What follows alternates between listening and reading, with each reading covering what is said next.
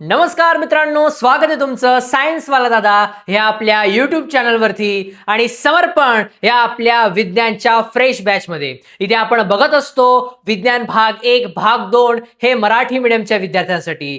महाराष्ट्रातलं कदाचित पहिलं असं युट्यूब चॅनल ज्या चॅनलवरती सेमी मीडियमच्या दर्जेदार पद्धती एवढंच मराठी मीडियमच्या विद्यार्थ्यांसाठी खास स्पेशल बॅच. यामध्ये तुम्हाला free lectures, hand written notes, IMP topic, previous year question आणि बराच सारा free of cost study material मिळत असतो. आज आपण सुरुवात करतोय विज्ञान भाग 1 चा चॅप्टर नंबर 2 मूलद्रव्यांचे आवर्ती वर्गीकरण. हा chapter one of the most important chapter आहे तुमच्या युनिट टेस्ट साठी आणि त्याचबरोबर आपल्या बोर्डसाठी. बोर्डला ह्या चॅप्टरचं वेटेज हे ऑलमोस्ट 6 ते 7 मार्कांसाठी विचारला जातो हा चॅप्टर. त्यामुळे खूप काळजीपूर्वक लक्ष द्या. या चॅप्टर मध्ये मी सगळ्या बेसिक टू ऍडव्हान्स पर्यंतच्या सर्व गोष्टी कव्हर करणार आहेत. अजिबात टेन्शन घेऊ नका. अशा पद्धतीने विज्ञान मी तुम्हाला शिकवेल की 11वी 12वीला जर माझ्या मराठी मीडियमच्या विद्यार्थ्या मुलांनी ठरवलं की आम्हाला सायन्स घ्यायचंय दादा, तर तुम्हाला असं अजिबात वाटणार नाही की अरे आपलं सेमी असतं तर.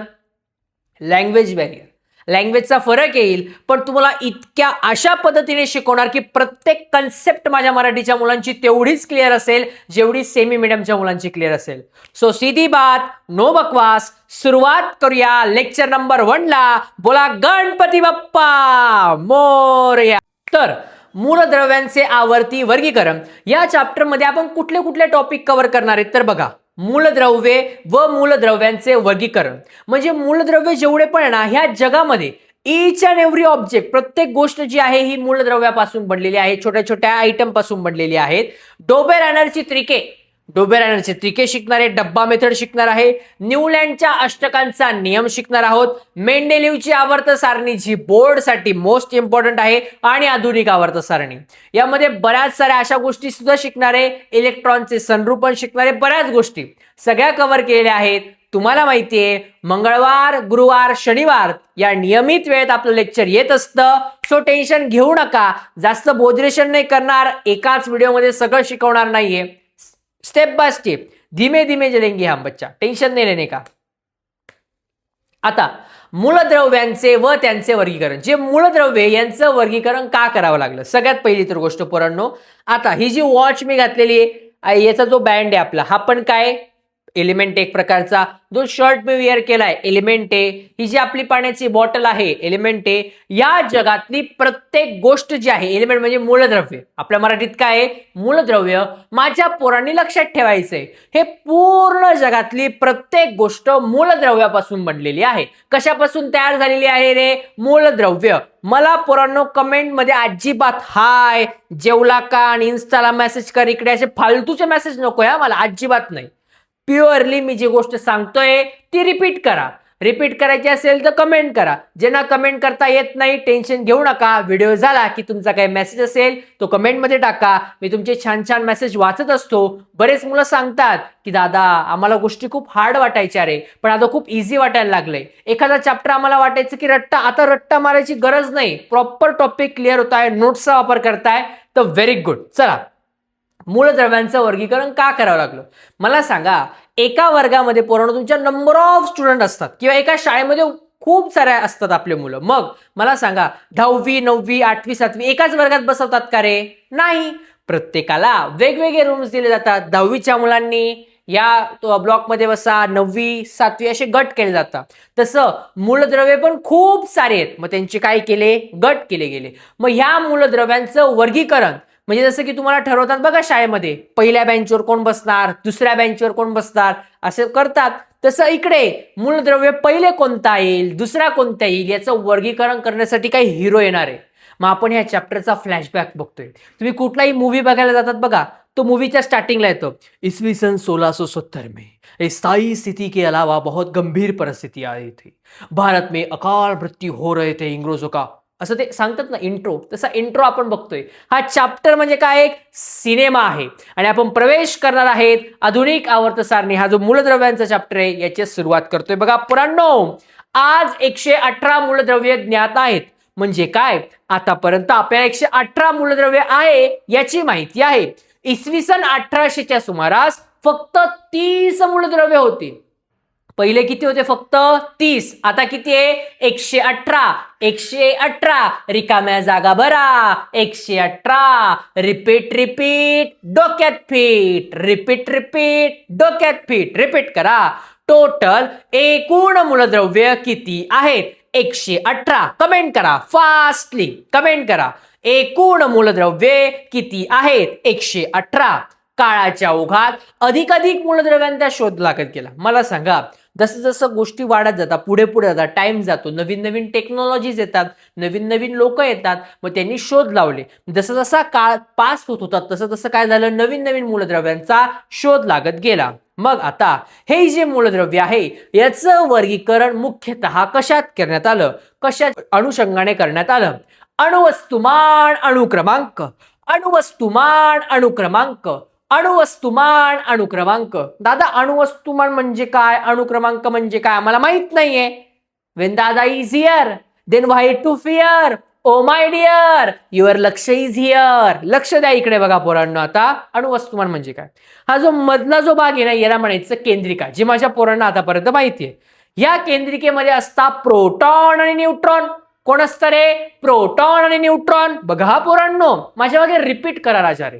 रिपीट केलं तर लक्षात राहील. हा, जो कोणी केंद्रिक आहे त्याच्यामध्ये कोण असतं? प्रोटॉन आणि न्यूट्रॉन. कोण असतं रे बाबा? प्रोटॉन आणि न्यूट्रॉन. केंद्रिकेच्या मध्ये कोण असतं? प्रोटॉन आणि न्यूट्रॉन. कोण असतं? प्रोटॉन आणि न्यूट्रॉन. दादा वरती दिलेलं आहे मूलद्रव्य. हे मूलद्रव्य कशापासून बनतात? Proton, neutron, electron. Proton, neutron, electron. बोला माझ्या मागे. Proton, neutron, electron. जे आपले मूलद्रव्य आहेत ते 3 गोष्टीपासून बनतात. Proton, neutron, electron. पण दादा तू म्हणतो केंद्रिकेच्या मध्ये फक्त प्रोटॉन आणि न्यूट्रॉन. हो, 3. 3 तिगाडा काम बिघाडा. 3 तिगाडा काम बिघाडा. प्रोटॉन आणि न्यूट्रॉन एकत्र असतात. मग इलेक्ट्रॉन म्हणतात दोस्त ये दोस्ती हम नहीं तोडेंगे. मग दोस्ती नाही तोडेंगे तो त्याच्या आजूबाजूला थांबतो. इलेक्ट्रॉन. इलेक्ट्रॉन म्हणतो मैं छोडेगा नहीं, ही दोस्ती तुटायची नाही. मग इलेक्ट्रॉन जे आहे हे या शेलवर बसतात, म्हणजे शेल कक्षेवर बसतात. तुम्हाला एक सर्कल दिसतंय आजूबाजूला गोल गोल, याच्यावर लाल लाल लाल लाल गोळे दिसताय, हे म्हणजे काय आहे?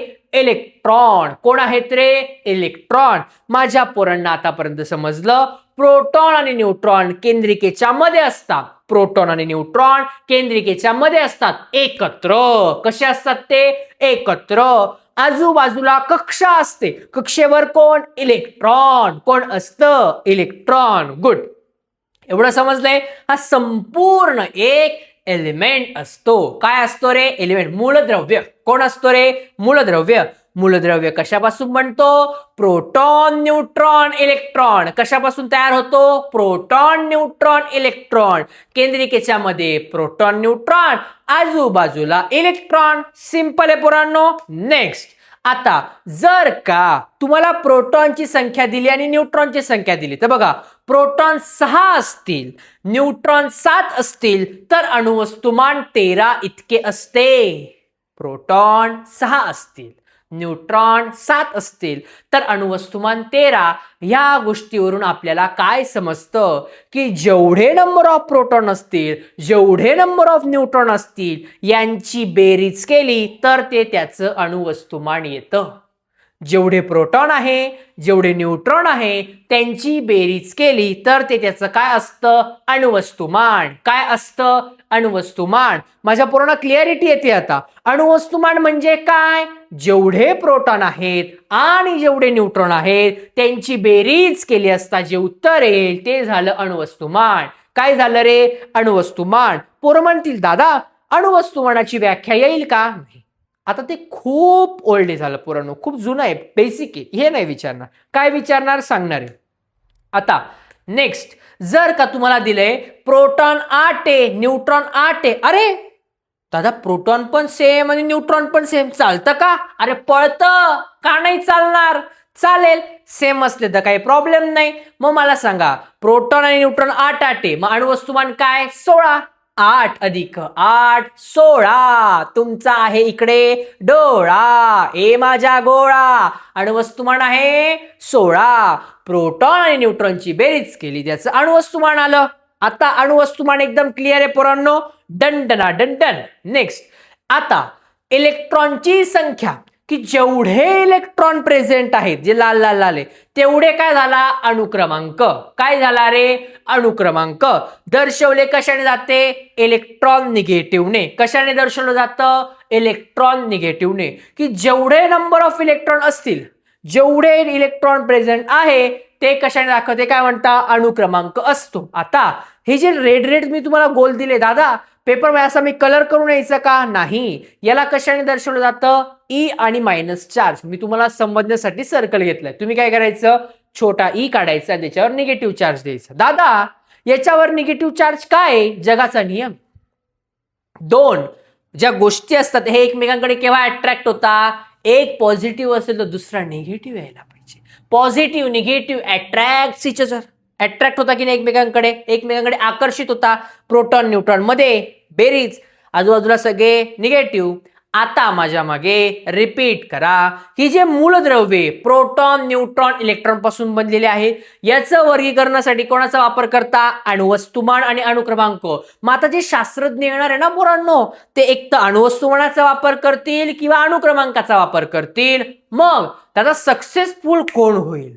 ही जी स्टोरी आहे हा जो सिनेमा आहे हे जे हिरो आहे कुठला हिरो आहे जो सुपर डुपर हिट पिक्चर काढणार आहे. तर बघा माझ्या मागे बोला ज्याने ज्याने अणुवस्तुमानाचा वापर केला त्याने खाल्ली माती.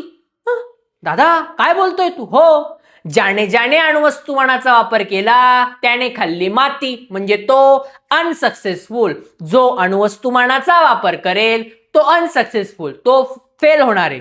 दादा फेल होणाऱ्यांचा आपला अभ्यास करायचा रे हीच तर मजा आहे. अब्दुल कलाम म्हणून गेले आहे की हजारो यशस्वी लोकांची पुस्तके वाचण्यापेक्षा एका अयशस्वी माणसाची पुस्तके जरूर वाचा. कारण की तो अयशस्वी का झालेला आहे याचं कारण जर का आपल्याला समजलं, त्याने चुका काय केलेल्या आहे याची कारणे जर का आपल्याला समजायला लागली तर 100% आपण त्या गोष्टी करणार नाही. मी तुम्हाला ते सजेस्ट करेन. एखादा 90-95 वाला स्टुडंट आहे ना त्याला तुम्ही भेटले ना असं नाही त्यांनी काहीतरी एक्स्ट्रा अभ्यास केलेला असतो किंवा तुम्हाला माहिती आहे तुम्हाला सांगणार आहे का खरं खरं त्यांनी काय अभ्यास केला, किती वेळ केला, कसं नियोजन केलं. पण एखादी गणी गँग मेंबर आहे की ज्याने अभ्यास नाही केला तो काय सांगेल टेन्शन घ्यायचं नाही रे, मस्त एन्जॉय करायचा, अभ्यास होतच राहील. सुरुवातीला अभ्यास शेवटी करायचा. पहाटे 4 वाजता उठायचं मस्त पैकी, युट्यूबला कुठलं पण लेक्चर करायचं, IMP नोट्स मस्त IMP घ्यायची, बस पेपरला जायचं. हेच नाही करायचं. रोज अभ्यास करायचा. तो म्हणजे शेवटी अभ्यास करायचा, रोज करा. टेन्शन नाही घ्यायचं. इकडे लेक्चरला नाही कारण इकडे मज्जा. बरं आता ज्याने ज्याने अणुवस्तुमानाचा वापर केला त्याने काय खाल्ली माती अनसक्सेसफुल आणि ज्याने अणुक्रमांकाचा वापर केला तो झाला सक्सेसफुल. मग आता या चॅप्टर मध्ये आपल्याला तेच बघायचं आहे की कोण खाणार माती आणि कोण खाणार रसगुल्ला. तुम्ही रेडी आहे पोरांनो. रेडी आहे का कमेंट करा, फास्ट मध्ये कमेंट करा. Are you ready. How's the josh. Hi ना तुमच्यातला जोश. चला मूलद्रव्यांचे वर्गीकरण. आता हे जे मूलद्रव्य ना याचं वर्गीकरण कसं केलं गेलं जसं की शाळेमध्ये येतं. एका बाजूला मुलांनी बसा, एका बाजूला मुलींनी बसा असं एक राहतं ना. किंवा मुलांची एक लाईन असते, मुलींची एक लाईन असते. का एकमेकाशी जास्त गप्पा नको मारायला म्हणून, पण तुम्ही तेव्हा जास्त गप्पा मारता. चला मूलद्रव्यांचे वर्गीकरण. धातू पहिले कोण आहे रे धातू. मूलद्रव्यांचे वर्गीकरणाचा पहिला प्रकार कोणता धातू. कोण आहे रे पोरांनो धातू.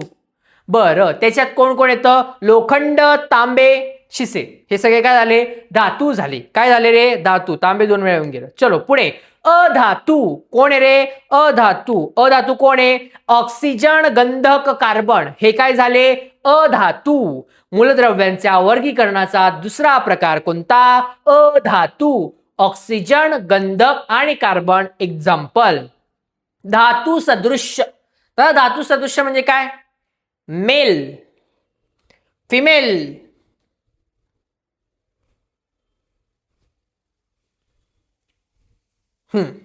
धातू सदृश्य. धातू पण नाही अधातू पण नाही, दोघांच्या गोष्टी त्यांच्यामध्ये असतील ते झाले धातू सदृश्य. सिलिकॉन आणि जर्मेनियम. कोण येईल रे सिलिकॉन आणि जर्मेनियम. बघा मूलद्रव्यांचे वर्गीकरण 3 प्रकारांमध्ये होते. किती प्रकारांमध्ये होते? 3 प्रकारांमध्ये होते. पहिलं धातू, कोण तू? धाचा तू. दुसरं अधातू, कोणाचा धातू? अचा धातू. तिसरं धातू सदृश्य, काय म्हणायचं रे? धातू सदृश्य. धातू अधातू धातू सदृश्य, धातू अधातू धातू सदृश्य. रिपीट रिपीट, डोक्यात फिट. मूलद्रव्यांचे वर्गीकरण 3 प्रकारात केले जाते. धातू अधातू धातू सदृश्य. पुढे हे लक्षात आलंय मूलद्रव्यांचे वर्गीकरण. नेक्स्ट, डोबेर रायनरची त्रिके. बाबा डोबेर रायनरांचा विजय असो. अरे आगे वाले बोलो डोबेर रायनर, दाएं वाले बोलो डोबेर रायनर, बाएं वाले बोलो डोबेर रायनर, पीछे वाले बोलो डोबेर रायनर, डोबेर रायनर, डोबेर रायनर. पहिले बाबा डोबेर रायनरांचा या ठिकाणी हार्दिक स्वागत करत आहे सायन्स वाला दादाचे सगळे मित्र परिवार. पहिला हिरो आलेला आहे, त्याने एवढी तारीफ केलेली आहे. पहिला व्हिडिओ, पहिला जो आपला जो हिरो आहे पुराणो डोबेर रायनर, काय म्हणतो? डोबेर रायनरला मी एक नाव दिलेलं आहे. दादाने काय नाव दिलेलं आहे डोबेर रायनरला? झुकू झुकू झुकू झुकू अगीन गाडी, धुरांच्या रेषा हवेत गाडी, पळती झाडे पाहूया, मामाच्या गावाला जाऊया, जीवलग जीवाचा संतोष मामा जीवलग जीवाचा. काय दादा गाडी? हो. डोबेर रायनर आला की म्हणायचं डब्बा मेथड. काय म्हणायचं? डब्बा मेथड. कोणती मेथड? डब्बा. म्हणजे काय पुरण? याने काय केलं? 3-3चे डब्बे केले. सिनारिओ सांगतो. डोबेर रायनर आला. डोबेर रायनर म्हणे आता मी मूलद्रव्यांचा शोध लावणार. डोबेर रायनर म्हणाले की आपण पहिले डब्बा करूया. डब्बा 1, डब्बा 2, डब्बा 3. बरं, ह्या एका डब्यामध्ये आपण 3 मूलद्रव्यांना बसवूया. कोणते मूलद्रव्य? Lithium, sodium, potassium. हे कोणते? जे सारखे आहेत म्हणे. कसे तिघी? सारखे. पुढच्या बाकावरती असे 3 मुलं बसवले पोरांनो शिक्षकांनी, जे सगळे सेम हुशार आहे. 90%, 90%, 90%. पुढे 89, 89, 89. पुढे 88, 88, 88 असे पुढे बसवले. दादा सगळ्याच ठिकाणी 3-3 जण येतीलच का? माझ्या पोरांना प्रश्न. बघा, तुम्हाला समजलं, याला नाही समजलं. सायंटिस्ट आहे, तुम्हाला समजून गेलं. दादा पॉसिबल आहे का असं? पहिले 90-90 वाले आले, नंतर 80-80% वाले आले, 70-71 आले, सगळे असे 3-3 राहतील असं थोडी आहे. 4 पण येऊ शकतात. काही मुलांना सेम मार्क्स, काहींना 2च मुलांना सेम मार्क्स असतील, बाकीच्या नसतील वर्गामध्ये. मग इथे येणे केले चूक. कुठे चूक केली मला सांगायची. बघा, डोबेर रायनरने सुचवले की मूलद्रव्यांचे गुणधर्म हे त्यांच्या अणुवस्तुमानाशी संबंधित असते. बेसिक क्लिअर आहे माझ्या पुरांचा, बेस क्लिअर आहे. पाया रचायला सुरुवात करतोय, मोठ्या मोठ्या बिल्डिंग बांधणारे. मला सांगा, ज्याने ज्याने अणुवस्तुमानाचा वापर केला त्याने काय खाल्ली? टाका कमेंटमध्ये फास्टली. गुड, फास्ट टाका. ज्याने ज्याने अणुवस्तुमानाचा वापर केला त्याने खाल्ली माती. म्हणजे डोबेर रायनरने अणुवस्तुमानाचा वापर केला, डोबेर रायनर झाला अनसक्सेसफुल. कसं झालं बघूयात. काय सांगतो डोबेर रायनरचा नियम? त्याने एकसारखे रासायनिक गुणधर्म असणाऱ्या प्रत्येकी 3 मूलद्रव्यांचा गट पाडला. त्याने काय केलं? एकसारखा रासायनिक गुणधर्म असलेले 3 जे मूलद्रव्य आहेत त्यांचा एक गट केला आणि त्यांना त्रिके असे नाव दिले. 3 तिगाडा कम बिगाडा, त्रिके, ट्रायड इंग्लिशमध्ये. 3चे एलिमेंटचा काय केलं? एक डब्बा तयार केला आणि त्यांना काय नाव दिलं? त्रिके असे नाव दिले. त्याने एका त्रिकामधील 3 मूलद्रव्यांची मांडणी अणुवस्तुमानाच्या चढत्या क्रमाने केली. अणुवस्तुमानाच्या कशा?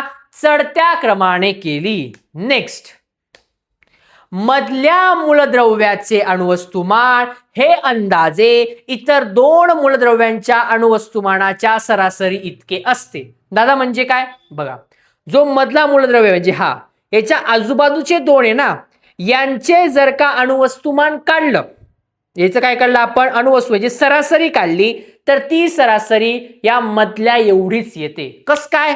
बघा आता कस काय. डब्बा नंबर 1 हाजीर हो. याच्यात कोण आहे? लिथियम. लिथियमचा अणुवस्तुमान आहे 6.9. समजेल पोरांनो, टेन्शन नका घेऊ. सिंपल मध्ये गालावर डिंपल आहे. सोडियम अणुवस्तुमान 23.0. पोटॅशियम 39.1. असे तिघही डब्बे आपल्या समोर आहेत. मग तो काय म्हणतोय, जो मधला मूलद्रव्य आहे त्याला बाजूला घ्या, सोडियम. सोडियमचा वस्तुमान किती, 23.0. बरं, त्याच्या बरोबर आजूबाजूचे जे दोन मूलद्रव्य आहेत, कोण आहे, लिथियम आणि पोटॅशियम. त्यांचा अणुवस्तुमान काय, 6.9 आणि पोटॅशियमचं 39.1. सरासरी कसा काढतो, डिवाइड बाय 2 भागिले 2 केले असता याचं उत्तर येतं 23. 23 कोणा एवढे, सोडियम. आजूबाजूच्या दोन मूलद्रव्यांची सरासरी केली असता ती मधल्या मूलद्रव्या एवढी येते. हा झाला आपल्या मेंडेलिव्ह बाबांचा नियम. मला सांगा, असं प्रत्येक वेळेस पॉसिबल आहे का की प्रत्येक एलिमेंटच्या आजूबाजूच्यांची सरासरी केली मधल्याचं उत्तर येईल? पॉसिबल आहे का, सांगा मला. फास्ट चॅटमध्ये सांगायचंय मला. जास्तीत जास्त मुलांपर्यंत शेअर करा पोरांनो. लेक्चर स्टार्ट झाले, तुमच्या मित्रांना सांगा.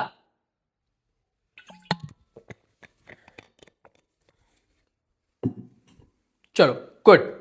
आता न्यूलँडच्या अष्टकांचा नियम. मेंडेलिव्ह बाबा गेले.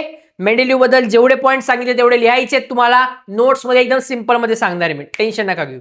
न्यूलँडच्या अष्टकांचा नियम. बाबा न्यूलँड यांचा विजय असो. कोण आला आपल्यासोबत, न्यूलँड. आगे वाले बोललो न्यूलँड बाबा, दाए वाले बोललो न्यूलँड बाबा. न्यूलँड बाबा. न्यूलँड्सने त्या काळी ज्ञात असलेल्या, म्हणजे त्याला त्यावेळी जे माहिती होतं असलेल्या मूलद्रव्ये त्यांच्या अणुवस्तुमानाच्या चढत्या क्रमानुसार मांडले. अणुवस्तुमान, ज्याने अणुवस्तुमानाचा वापर केलाय त्याने काय खाल्ली रे, माती. म्हणजे न्यूलँड पण फेल. बघा पुढे याने काय केलं, याने सुरुवात केली हलक्या हायड्रोजन या मूलद्रव्याने. सुरुवात कशाने केली, जो हलका आहे हायड्रोजन त्याच्यापासून सुरुवात केली, शेवट थोरियम पासून. बघा, सुरुवात हायड्रोजन जो सगळ्यात हलका आहे आणि एंड कशाने केला, थोरियमने केला. त्याला आढळले की प्रत्येक 8वा मूलद्रव्य, प्रत्येक 8वा मूलद्रव्य आहे हा पहिल्या मूलद्रव्यासारखाच गुणधर्म दर्शवतो. म्हणजे लिथियम जो आहे हा सोडियम पासून 8वा मूलद्रव्य आहे. हे दोघी कसे आहेत, सेम आहे. दादा आम्हाला कन्फ्युजन झालं रे. बघा शांतपणे ऐका, मी तुम्हाला सांगतो. शिक्षक आहे, वर्गात मुलांना बसवतायत. शिक्षकांनी काय केलं माहिती का, पहिल्या बेंचवर बसणारा मुलगा आणि 8व्या बेंचवर बसणारा मुलगा हे दोघी सेम असतील, म्हणजे हुशार असतील. तिथून परत एकदा 8व्या बेंचवर बसणारा मुलगा हे कसे, सेम असतील. मला सांगा, असं प्रत्येक वेळेस पॉसिबल आहे का? एकदा ठीक आहे, दोनदा ठीक आहे, घडी घडी होईल का असं? नाही. इथे येणे काय खाल्ली, माती. दादा हे सारखे पहिला आणि 8वा, मला सांगा तुम्हाला एक गोष्ट माहिती, स्वर सारे गम पधणी सा नी द प म ग रे सा, सारे गम पधणी सा नी द प म ग रे सा. म्हणता येतं का तुम्हाला? फास्ट मध्ये मला सांगा, असं कोणाकोणाला म्हणता येतं, तुम्ही ट्राय करा. सारे गम पधणी सा नी द प म ग रे सा. माहिती नाही काय स्वर, सारे गम पधणी सा नी द प म ग रे सा. असं उलट तुम्हाला म्हणता येतं का? तर याच्यात जर तुम्ही एक गोष्ट ऑब्झर्व केली, सा स्टार्टिंग होते, रे ग म प ध नी, शेवटी परत सा. पहिला आणि 8वा कसा आहे, सारखा आहे. तर तो तेच म्हणतोय की पहिला आणि 8वा जो मूलद्रव्य आहे त्यांचे गुणधर्म हे सारखे होते. मेंडेलिव्हची आवर्त सारणीचा जो नियम आहे हा one of the most MP आहे. न्यूलँड संपला बच्चा, एवढंच न्यूलँडचं तुम्हाला लिहून यायचंय. मेंडेलिव्हची आवर्त सारणी ही इम्पॉर्टंट. मेंडेलिव्ह कोण आहे माहिती का, तुम्हाला आताच सांगतो. मेंडेलिव्ह हा काय साधा सुद्धा खेळाडू नाहीये पोरांनो. मेंडेलिव्ह म्हणजे असे काही मुलं असतात ना की जे वर्षभर प्रचंड अभ्यास करतात, खूप अभ्यास करतात. मी असे बऱ्याच मुलांना ऑब्झर्व केलंय ना, ज्यांचे युनिट टेस्टला मार्क्स चांगले येतात, किंवा काही असे पण आहेत की दादा अभ्यास खूप करतो रे आम्ही, पण मार्क्सच आम्हाला मिळत नाही. आम्ही हँडरायटिंग चांगली काढण्याचा प्रयत्न करतो, पण काही ना काही राहून जातो. पेपरला कधी कधी भीती वाटते, काय चुका होत आहे आम्हाला समजत नाही, पण पेपरला मार्क्स येत नाही. बाकी अभ्यास मेहनत पुरेपूर करतो. तो म्हणजे मेंडेलिव्ह, तुमच्या आमच्यासारखा. मेंडेलिव्ह प्रचंड हुशार आहे, पण माती खाणार आहे का? दादा कुठे माती खाल्ली तुम्हाला समजेल, आणि तुम्हाला हे पण समजेल दादाने माती खाल्ली म्हणून एवढी तारीफ करतोय. हो, तारीफ करणं एवढे आहेत आपले मेंडेलिव्ह बाबा. बोला मेंडेलिव्ह बाबांचा विजय असो. बोला मेंडेलिव्ह बाबांचा विजय असो. मेंडेलिव्ह बाबा काय म्हणता, त्या काळी ज्ञात असलेल्या मेंडेलीव बाबांना त्यावेळेस माहीत असलेल्या 63 मूलद्रव्ये त्यांच्या अणुवस्तुमानाच्या चढत्या क्रमाने मांडले. मेंडेलीव बाबांनी त्यांना त्यावेळी माहीत असलेले जे काही मूलद्रव्य होते 63 मूलद्रव्य यांचा त्यांच्या अणुवस्तुमानाच्या चढत्या क्रमाने मांडले. दादा अणुवस्तुमान, ज्याने ज्याने अणुवस्तुमानाचा वापर केला त्याने काय खाल्ली रे? माती खाल्ली. बरं, त्याने या मूलद्रव्यांच्या भौतिक व रासायनिक गुणधर्मानुसार मूलद्रव्यांच्या आवर्त सारणीची रचना केली. त्याने जे मूलद्रव्य यांचे जो टेबल तक्ता जो आहे कसा तयार केला? भौतिक आणि रासायनिक गुणधर्मावर. कशावरती? भौतिक आणि रासायनिक गुणधर्मावरती. Important, one of the most important जो पेपरला विचारला जातो, मेंडेलीवचा आवर्तीचा नियम. सिंगल लाईन आहे, एका ओळीत पण मावणार नाही एवढा छोटा आहे, पण कन्फ्यूज करणार आहे. का माहितीये का? असा नियम आपण चॅप्टरच्या पुढे सुद्धा शिकणार आहोत. म्हणजे जे आपलं गुरुवारचं लेक्चर आहे ना त्याच्यात अजून एक सेम असं येणार आहे, थोडासा चेंज राहणार आहे. पण तेव्हा मी तुम्हाला विचारेल की पोरांनो असा नियम तुम्ही अगोदर शिकलेत का? तेव्हा तुम्हाला समजेल की नक्की काय. तर बघा, आवर्तीचा नियम काय सांगतो? मूलद्रव्यांचे गुणधर्म हे त्यांच्या अणुवस्तुमानांचे आवर्ती फल असता. मूलद्रव्यांचे गुणधर्म हे त्यांच्या अणुवस्तुमानाचे आवर्ती फल असता. मूलद्रव्यांचे गुणधर्म हे त्याच्या अणुवस्तुमानाचे आवर्ती फल असता. काय असता? आवर्ती फल असता. कोणाच्या? अणुवस्तुमानाच्या. अणुवस्तुमान, ज्याने ज्याने अणुवस्तुमानाचा वापर केलाय त्याने काय खाल्ली? माती. रिपीट करा, मूलद्रव्यांचे गुणधर्म हे त्याच्या अणुवस्तुमानाचे आवर्ती फल असतात. काय असतात रे? आवर्ती फल असतात. गुड बच्चा, सिंपल मध्ये गालावर डिंपल आहे तुमच्या. चलो, अशा पद्धतीने त्याने तक्ता केला पुराण. या तक्त्यामध्ये तुम्ही एक गोष्ट ऑब्झर्व की दादा ही रिकामी जागा ठेवली, मेंडेलीव झोपायला गेला का तिथं? झोपायसाठी जागा ठेवली का त्याने? नाही. मग काय केलं? मेंडेलीवची दादा एवढी तारीफ करतो का? करतो मेंडेलीव बाबांनी केलंय काय? काय आपण शिकणार आहोत. मेंडेलीव बाबांचे गुण, काय गुण होते मेंडेलीव बाबांचे की दादाने आपल्या एवढी तारीफ केली. दादा आमची तारीफ एवढी करत नाही, बाबा मेंडेलीवची तारीफ करतो. बघा मेंडेलीव बाबाचे गुण काय आहे. आता जी गोष्ट मी तुम्हाला सांगतो आहे हे शिकवून झाल्यानंतर तुम्ही मला खरं खरं सांगा, हे असं इतकं इझिली तुम्हाला माहित होतं का आणि एकदम क्लिअर झालं का? बिकॉज मला माहिती बऱ्याच मुलांना शाळेत शिकलेले आहे, शिकून झाला असेल टॉपिक, चॅप्टर शिकून झाला असेल, किंवा तुम्ही ट्युशन लावले असेल तर ट्युशनमध्ये नुसता पोर्शन कव्हर करून फायदा नाही. मला माहिती आहे तुम्हाला हे पाठ केले असतील किंवा बऱ्याच मुलांना अवघड वाटत असेल, काहींनी रट्टा मारला असेल, पण आता मी तुम्हाला शिकवल्यानंतर मी गॅरंटीने सांगतो तुम्हाला रट्टा पाठांतर करायची गरज नाही. डायरेक्ट डोक्यात क्लिअर समजून जाईल गोष्टीच्या मार्फत. बघा आता मेंडेलीवचे गुण काय, कुठल्या चांगल्या गोष्टी केल्या? काही मूलद्रव्यांचे अणुवस्तुमान सुधारले गेले. मेंडेलीवने जेव्हा बघितलं की 63 मूलद्रव्य आहेत, मेंडेलीव आलेत, मेंडेलीवने म्हणले अरे हे 63 मूलद्रव्य आहेत काय? अच्छा, मग एक काम करू, यांची जे अणुवस्तुमानाने यांना जी रचना केली ना ते चुकीचे आहे की बरोबर आधी ते तपासू. त्यांनी अणुवस्तुमान सुधारून बघितलं, जेणेकरून त्यांच्या गुणधर्मानुसार आवर्त सारणीत त्यांना योग्य स्थान मिळेल. जर अणुवस्तुमान बरोबर असेल तर ती जी आवर्त सारणी आहे त्याच्यात त्यांना योग्य स्थान मिळेल. सगळ्यात पहिली गोष्ट केली त्यांनी, जसं की बेरिलियमचं अणुवस्तुमान पहिले 14.09 एवढं होतं, पण त्याने बघितलं अरे हे तर चुकीचं आहे, मग त्याने ते बदललं आणि त्याला 9.4 केलं. म्हणजे बघा, ज्या चुकीच्या गोष्टी त्याने काय केल्या, बरोबर करायला सुरुवात केली. नेक्स्ट, मेंडेलीवने त्यावेळी अद्याप शोध न लागलेल्या मूलद्रव्यांसाठी आवर्त सारणीमध्ये रिकाम्या जागा ठेवल्या. बघा पोरांनो, मेंडेलीवने काय केलं माहिती का, की जे असे मूलद्रव्ये जे अजून आलेले नाहीये पण भविष्यात येऊ शकता त्यांना अगोदरच जागा ठेवली की बाबा रे भविष्यात जर का आले तर मध्ये कुठंच ऍड करणार आहे नाही, जागा ठेवा. तुम्ही जर काही गोष्ट ऑब्झर्व केली असेल बघा, शाळेमध्ये मोस्टली तुमच्या असतं, तुम्ही मुली जे असतात त्या मित्र आपल्या मैत्रिणीसाठी बँड सामावून ठेवतात की अरे माझी मैत्रीण येणार आहे. दुसरी मुलगी आली नाही, हा इथे माझीच मैत्रीण बसणार आहे, तू दुसरीकडे जागा शोध, असं ते म्हणतात मुलं. त्यांचा एक मित्र आला रे मला इथे, अरे बस. दुसरा आला बस, तिसरा आला बस. फळ्यांवर मित्र, मांड्यांवर मित्र, वरती तिथे पण मित्र, टेन्शन नाही. पोरांचं अजिबात नाही. या येऊ द्या, come on, welcome, always welcome पोरांचं. असं असतं का नाही तुमच्या शाळेत? म्हणजे पहिले आमच्या वेळेस आम्ही शाळेत लवकर जायचो, बिकॉज चांगले बेंच आम्हाला आणायचे असते. आम्ही दुसऱ्या वर्गात जायचो, बेंच आणायचो, किंवा जी मधली सुट्टी असायची ना, तर आम्ही सगळे मित्र मस्तपैकी जे बेंच एकमेकांना लावायचो, असं मोठे एक लाईन तयार करायचो, तिथे डबा खायचो.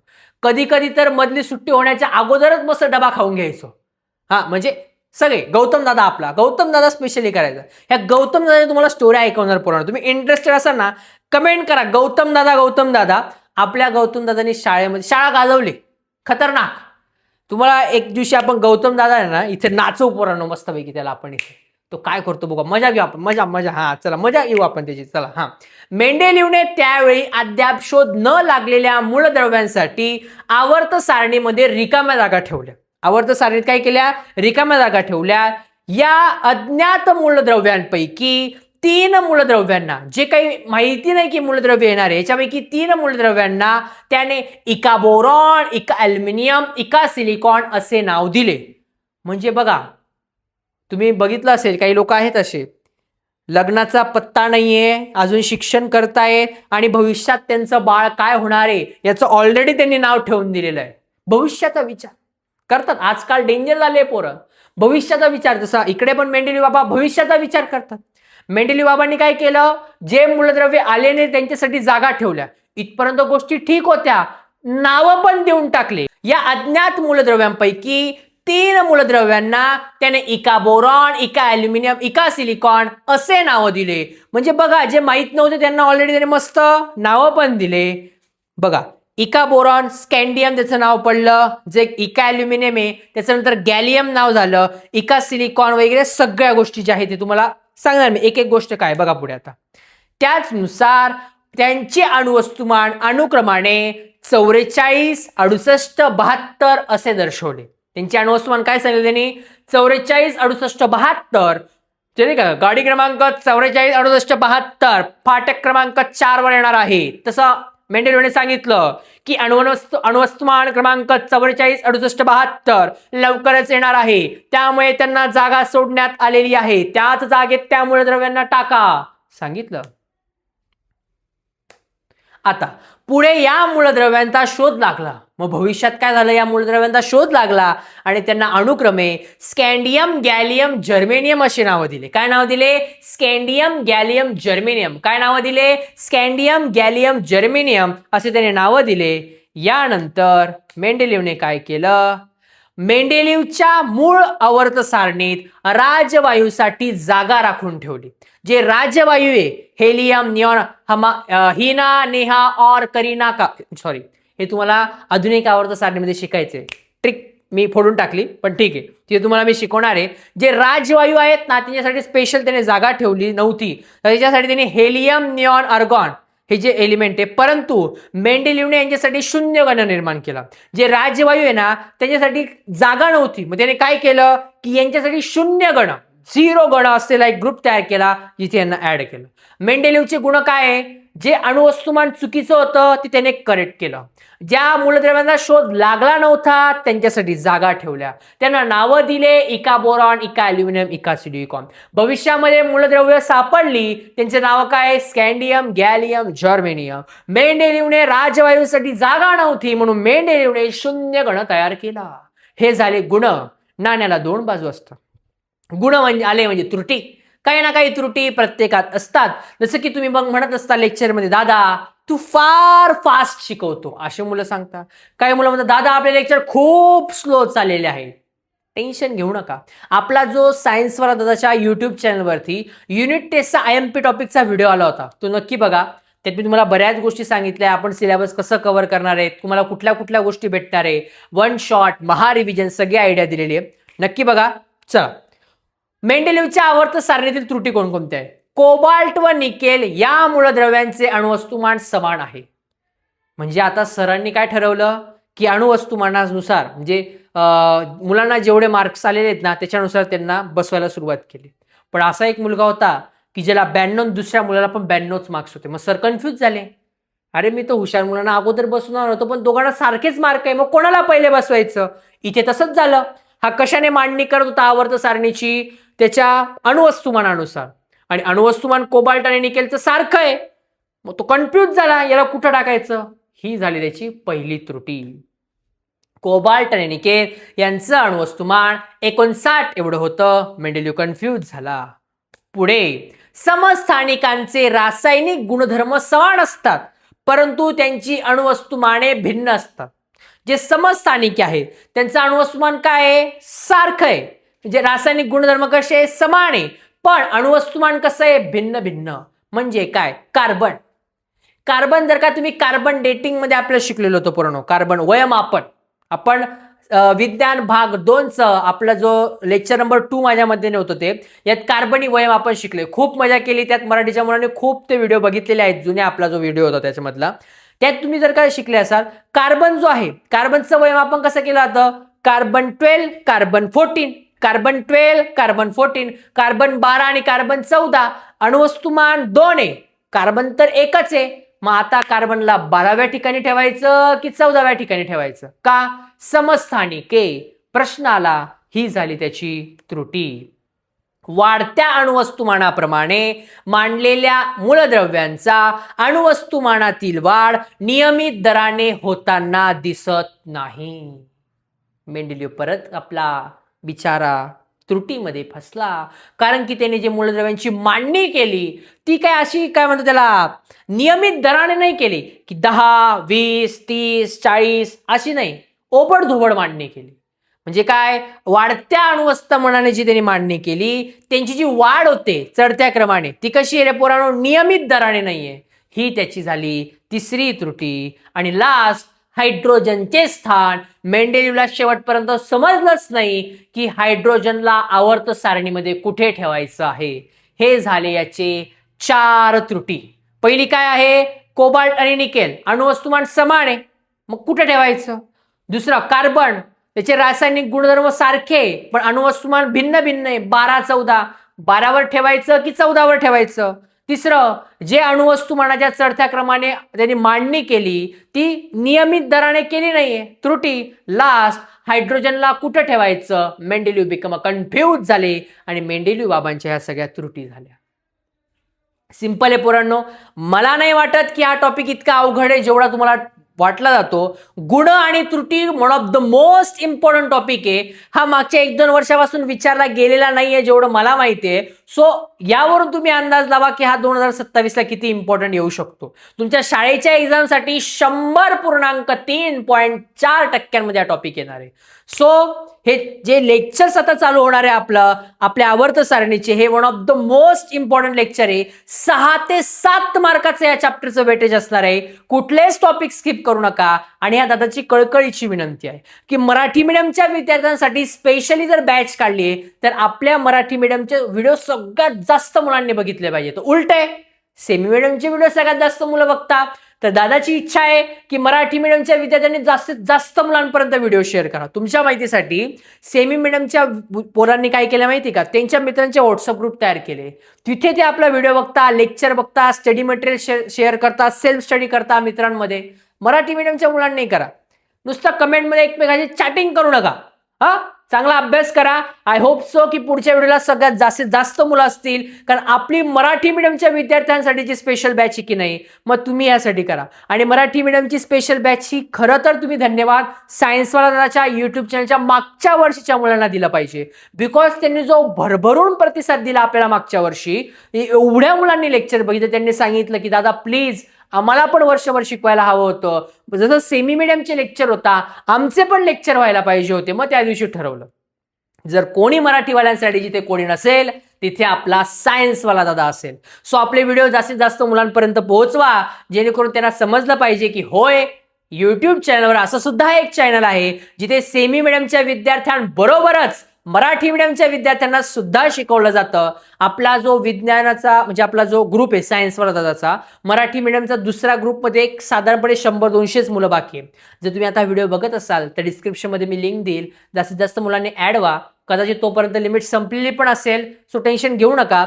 आपल्या इंस्टाग्राम आयडीला जर तुम्ही फॉलो केलं असेल ना, तर तिथे बायोमध्ये ना लिंक मेन्शन, तिथे तुमच्या सगळ्या नोट्स अपलोड होत राहतात. सगळ्याच चॅप्टरच्या आणि येणार आहे. जसं जसं मी शिकवेल ना तसं तसं एक एक एक एक एक एक नोट्स येईल. सो टेन्शन घेऊ नका, तिथे मराठी मीडियम सेमी सगळ्यांसाठी आहे. जास्तीत जास्त मुलांपर्यंत व्हिडिओ पोहोचवा, व्हिडिओला लाईक करा, शेअर करा, कमेंट करा, मग एन्जॉय करा, मस्ती करा, पण आपल्या आईवडिलांना त्रास होणार नाही याची काळजी घ्या. Thank you so much.